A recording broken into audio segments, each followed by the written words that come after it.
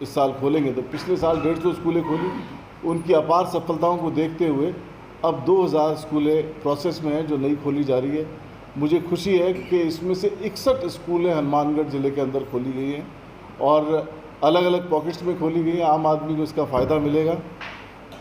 एक ऐसा समय आएगा जब आप आज जो बच्चा इंग्लिश मीडियम स्कूल में भर्ती हो रहा है, जिसको ज़ीरो फीस लग रही है, आम आदमी का सपना है कि मेरा बच्चा भी इंग्लिश मीडियम स्कूल में जाए। रिक्शे वाले का सपना है, ठेले वाले का सपना है, फेरी वाले का सपना है।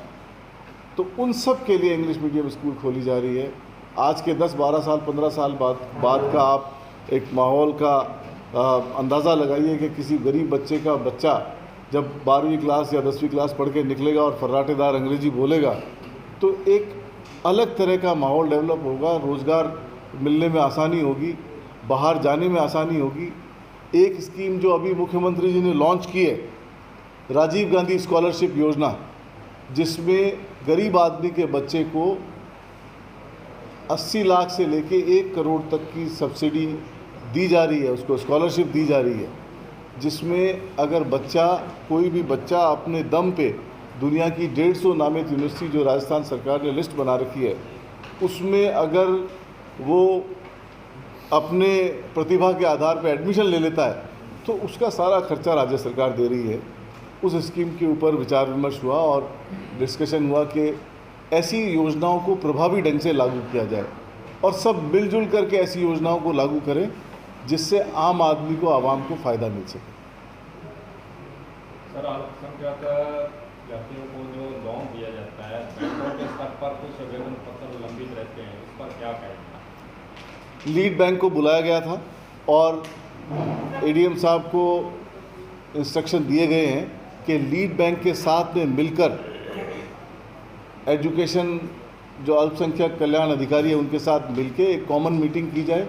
ऐसे इश्यूज़ में मीटिंग लेके उनको प्रभावी ढंग से लागू किया जाए। 3-4 इश्यूज़ ऐसे थे जिसमें बैंकों की लो प्रायोरिटी है। एग्रीकल्चर में भी कुछ ऐसे इश्यूज़ थे जिसमें हम सरकार फंडिंग दे रही है लेकिन बैंक उनको फाइनेंस नहीं कर पा रहे हैं।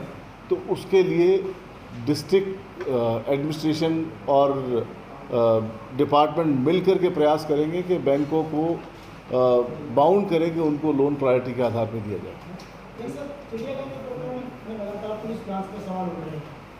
किसमें? गांधी।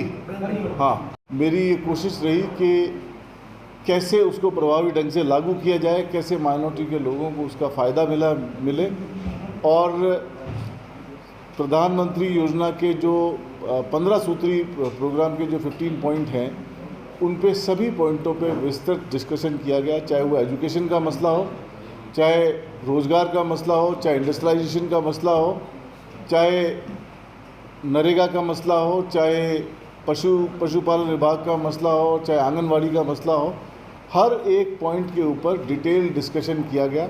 ये इंश्योर किया गया कि जहाँ भी माइनॉरिटी का रेशो पूरा नहीं किया जा रहा है उसको रेशो को पूरा किया जाए और स्कीमों को प्रभावी ढंग से लागू किया जाए। रीजनल लैंग्वेजेस का मसला है। एजुकेशन के अंदर पिछले सत्र में जब ये इशू आया कि कुछ स्कूलों में रीजनल लैंग्वेज ख़त्म कर दी गई है, स्पेशली पंजाबी, सिंधी और उर्दू ये ख़त्म हो रही है, तो उसके लिए मैंने सवाल लगाया था विधानसभा के अंदर। तो मंत्री जी का ये जवाब आया कि हम 20 स्कूलों पर 20 अगर विद्यार्थी किसी स्कूल में उर्दू या पंजाबी पढ़ने वाले होंगे या कोई भी रीजनल लैंग्वेज जो जिन रीजनल लैंग्वेज पे प्रतिकूल प्रभाव पड़ रहा है वो पढ़ने वाले होंगे, तो हम एक नया पद सर्जित कर देंगे। इन सब बातों को लेके आज यहाँ विचार विमर्श हुआ और मुझे बहुत खुशी है कि मीटिंग बहुत फ्रूटफुल रही। काफ़ी डिटेल डिस्कशन हुआ। जिस जगह काम नहीं हो रहा था वहाँ इंस्ट्रक्शन दिए गए।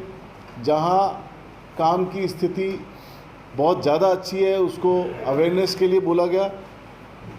कुछ एरिया ऐसे हैं जहाँ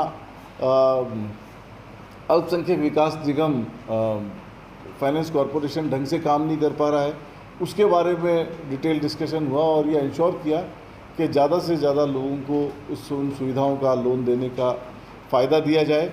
आम आदमी को उसका फ़ायदा मिले और ख़ास तौर से जो कुछ पॉलिटिकल पार्टियों द्वारा जो एक माइनॉरिटी और मेजॉरिटी के बीच में गैप डाला जा रहा है, तो माइनॉरिटी कमीशन की एक कोशिश है कि उस गैप को भी दूर किया जाए, उस खाई को पाटा जाए। कैसे वातावरण अच्छा हो, कैसे आम आदमी को एजुकेशन मिल सके। Mahatma Gandhi English medium school मुख्यमंत्री जी का एक नया सपना था। जब प्रधानमंत्री की 150वीं जयंती आई तो मुख्यमंत्री ने ये तय किया, महात्मा गांधी की जो 150वीं जयंती आई तो मुख्यमंत्री जी ने ये इंश्योर किया कि हम 150 इंग्लिश